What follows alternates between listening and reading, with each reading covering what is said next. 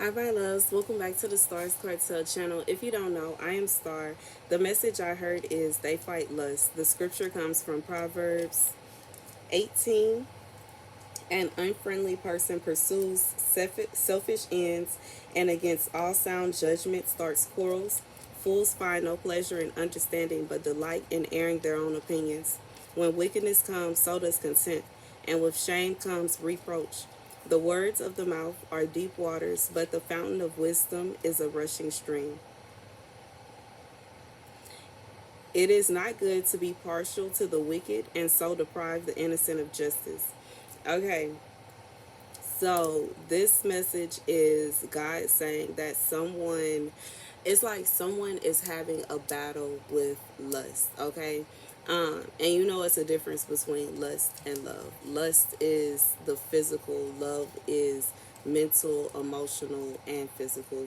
And there is someone that is allowing lust to consume them, okay? Um, because this is selfish. Like, even in the scripture, it says an unfriendly person pursues selfish ends, and against all sound judgment starts quarrels. That's fights. Somebody is purposely starting fights. Someone is purposely starting problems, and they are doing it off of their own lustful reasons. Like, I'm being reminded about how in some movies, or even they make memes about how a man that wants to cheat will start a fight with his girlfriend in order to be able to say, well, I'm a leave, and I'm a storm off, and they storm off and they go and do what they wanted to do. And now, not only do they have a reason for leaving, but they also feel like they are justified in hurting their person by doing that because they're mad at them. But you know, in reality, just like it says in the Bible, this is selfish. And fools find no pleasure in understanding but delight in airing their own opinions. So, you know, that's their own opinion. From their perspective, they have found it as like, okay, so now I got a reason. She giving me a reason. But in reality, that's not even, like, this is foolish, okay? It's not the same to go and cheat on someone, and you know, you can't justify that with, oh, we got into an argument, so now I'm going to break our covenant. No, that's not a decent reason. That's not probable cause, you know. And in God's eyes, it for sure ain't probable cause, to be real. Okay, this is a personal opinion, and just like fools find no pleasure in understanding. So if this is like, if you the person that this message is for, and you like watching this, you are probably not liking this. You're probably really pissed at me. You probably side-eye me. You probably feel some kind of way about your girl, because you don't want to find a understanding of realizing that by doing that, that is hurting the person that you truly love, deeper than whatever stupid argument or silly argument or whatever it is. Even if it is a big argument, it's not the same. You know what I mean? Like, it's not equal. This is why vengeance belongs to God, because sometimes we take vengeance into our own hands and we do things that are not worthy of that kind of punishment, you know. And you know, while it's not exactly a punishment per se, but it is something that would hurt the other person. It's like what you're doing would cause the other person's heart to be broken in the crossfire. And you know, that is in a sense hurting someone. That's in a sense, and just the logic behind it, well, since they wanted to argue with me, I'm going to go and do this. That's, you're punishing them. You're looking for a way to punish them. And in reality, especially if it's over an argument like the scenario that God has given me, it will make more sense if you truly love that person to sit there and try to work it out than to try to say, well, let me go and talk to such and such. No, such and such is not your person. You need to talk to your person, your wife, your husband, and y'all should work it out. You shouldn't, you know, it's just not good in marriage in general to bring other people into your business, because then they put their opinions up on it. And you know, it's nothing wrong with that. You know, in some cases, a lot of people are trying to help, but at the same time, it's your relationship, and nobody can feel how you feel towards this person. Nobody knows, um, nobody can judge that relationship without being in it, because they're on the outside looking in, you know. Yeah, yeah. That, like, it's just, and it's not fair to the other person, especially if you're going and you're talking to someone about them with them not being there and they can't even defend themselves.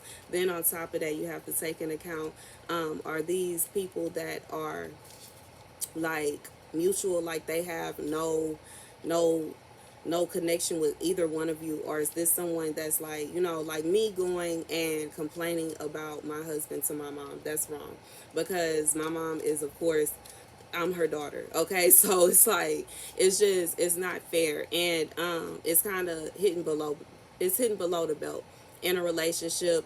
And once you and your person, y'all done worked it out, y'all done got everything back together, now your person has enemies that they didn't deserve to have, or they shouldn't have, or it's just, yeah. Okay.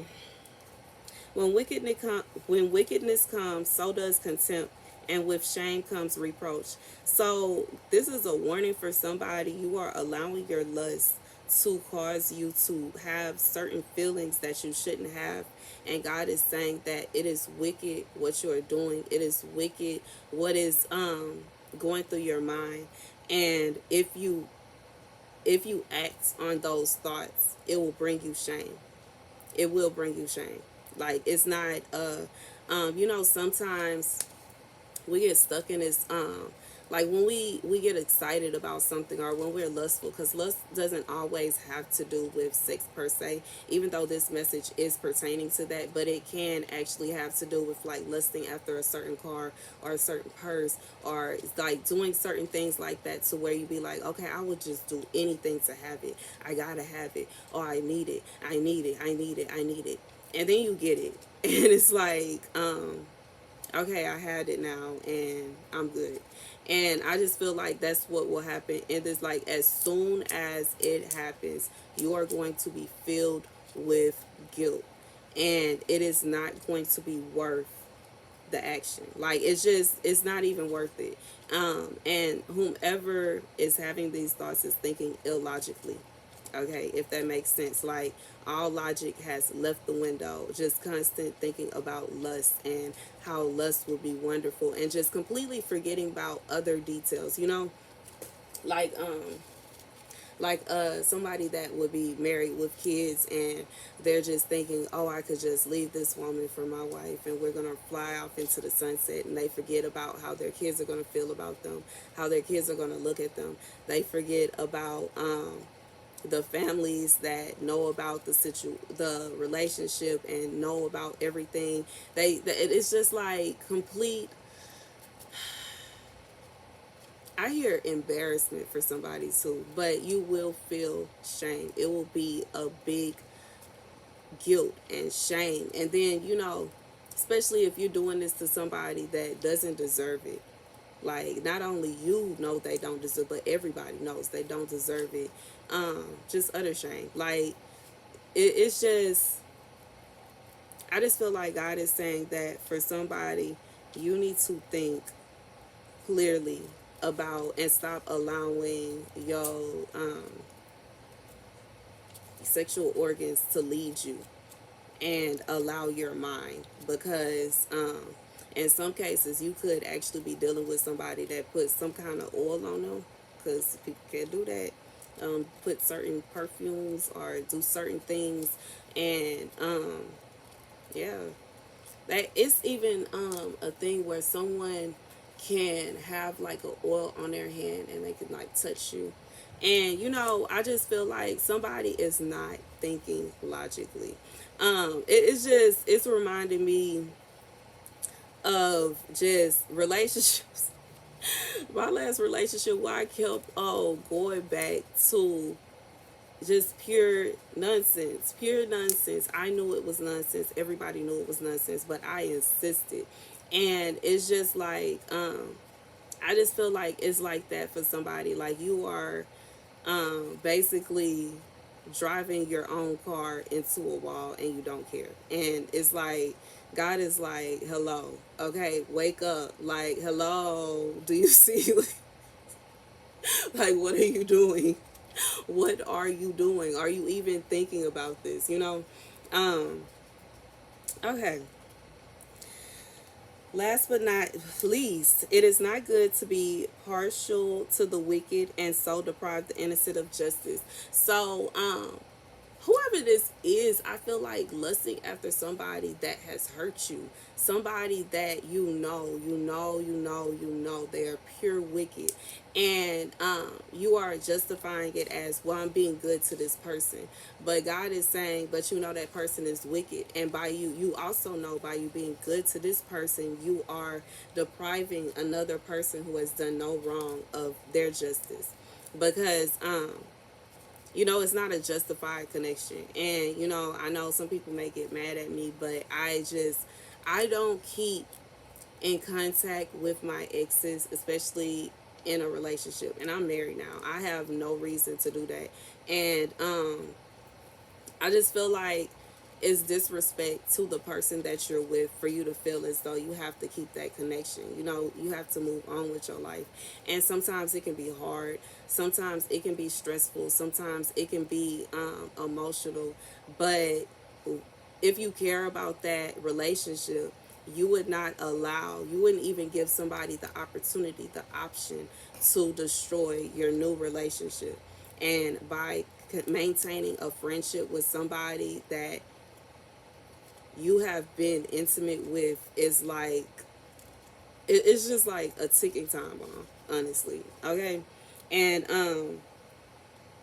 even in the scripture, it's not good to be partial to the wicked and deprive the innocent of justice. Like, that is a perfect example of being partially good to someone that means you no good. And by doing so, you are actually um, taking away the justice of someone that's innocent. Okay. And yeah, that's the message. God is saying you are running off of lust and He wants you to wake up. Thank you guys for watching. Be sure to like, share, and subscribe. Deuces, that was very